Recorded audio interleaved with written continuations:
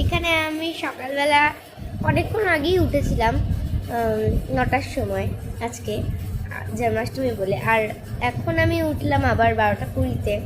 মানে ঘুম থেকে আমি অনেকক্ষণ আগেই উঠছিলাম। আমি ফোনে স্ত্রী 2 মুভিটা দেখছিলাম, কারণ আমার একবার মুভি দেখা হয়ে গেলে সিনেমা হলে ওই মুভিটাকে বারবার ফোনে 10বার অন্তত দেখতেই হবে, তারপর বাকি সব কিছু।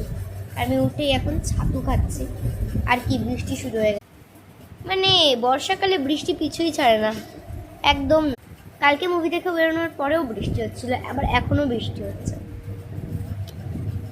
আমি এখানটায় ছাতু খাচ্ছি আর ওখানটায় বিল্লি রানী মানে পুচু দেখো কি করছে, ওর ঘরে ঢোকার চেষ্টা সব সময়। এই যে এখানটায় দুটো, একটা মহারাজ একটা মহারানী দাঁড়িয়ে আছে, আর আমাদের বুধু ওইখানে খেলার জন্য ঘুরঘুর করছে।